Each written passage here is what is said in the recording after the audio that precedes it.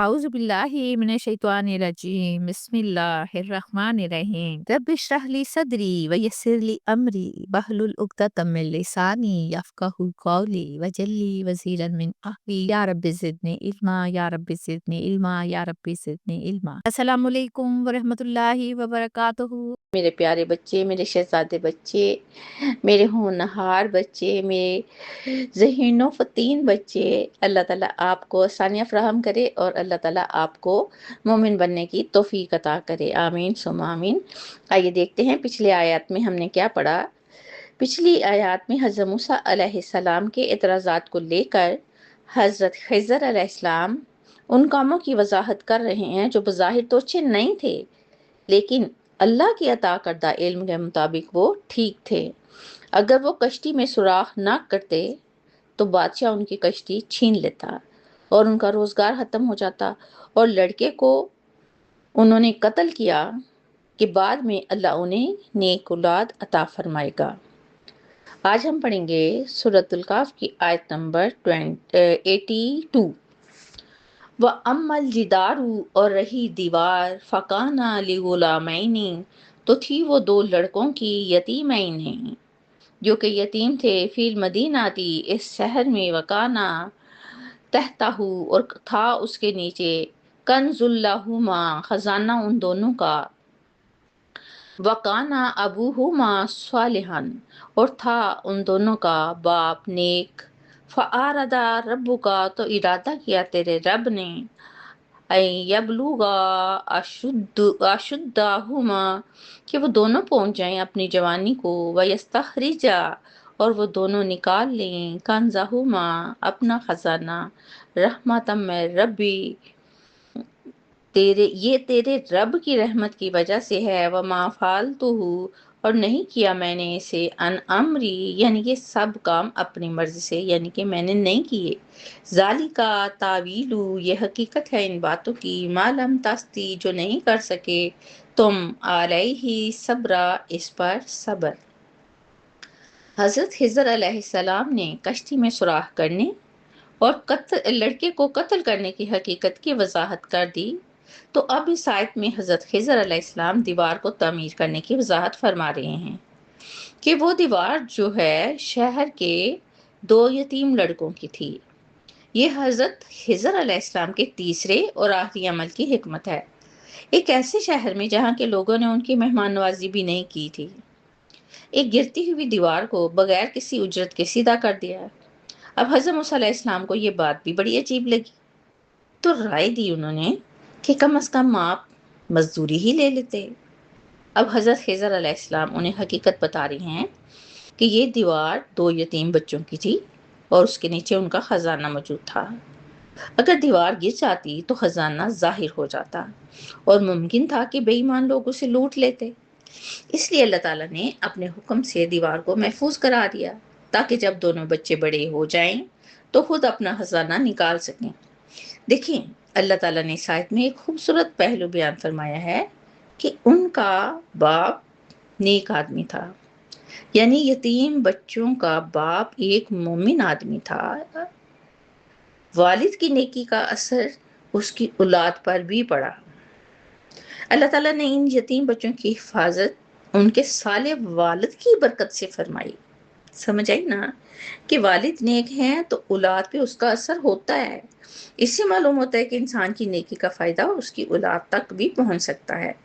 آخر میں حضرت خضر علیہ السلام مزید وضاحت فرما رہے ہیں کہ یہ سب میں نے اپنی مرضی سے نہیں کیا، یعنی کشتی میں سوراخ کرنا، لڑکے کو قتل کرنا اور دیوار تعمیر کرنا، یہ سب اللہ تعالیٰ کے حکم اور وحی کے مطابق تھا، نہ کہ ان کا کوئی ذاتی فیصلہ۔ اللہ تعالیٰ کا دیکھیں ہر فیصلہ علم، حکمت اور رحمت پر مبنی ہوتا ہے۔ انسان کو اپنی عقل جو کہ محدود ہے اس کی بنیاد پر جلد فیصلہ نہیں کرنا چاہیے۔ یہی وہ حقیقت تھی جسے حضرت موسیٰ علیہ السلام اس سفر کے ذریعے سیکھ رہے تھے۔ سورۃ الکہف کی آیت نمبر 83، 84 اور 85 پڑھتے ہیں۔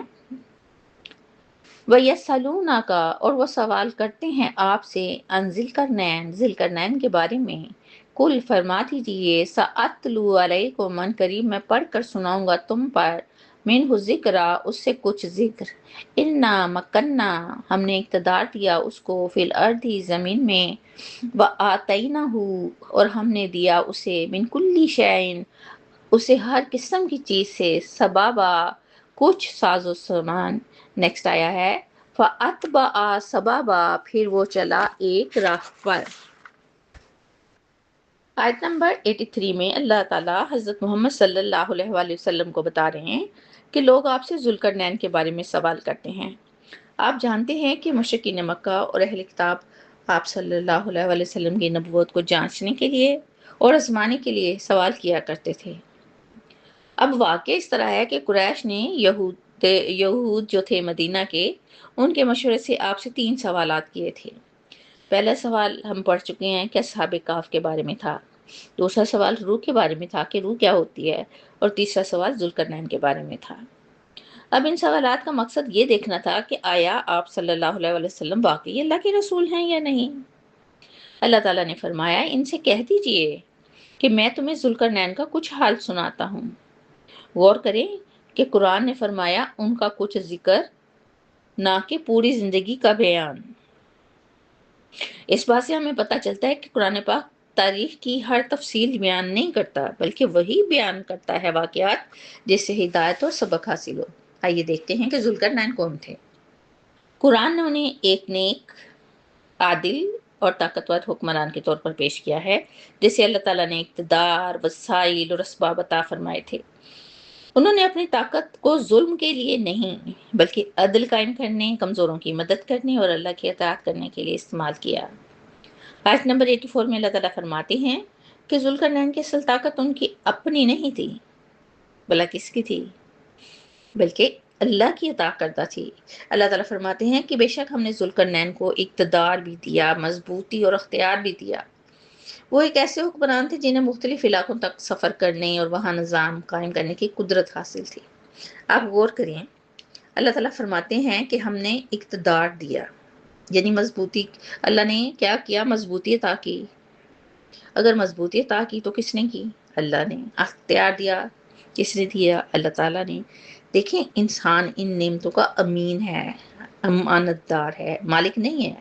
ہم بھی ایسے ہی ہیں، جو کچھ دیا گیا ہے وہ اللہ تعالیٰ کا ہے۔ ہم انسانوں کی ایک کمزوری ہے کہ جب ہمیں طاقت ملتی ہے نا تو ہم بھول جاتے ہیں کہ سب اللہ تعالیٰ کی عطا ہے۔ پھر اپنی طاقت اور وسائل کو لے کر ہم لوگوں میں غرور آ جاتا ہے۔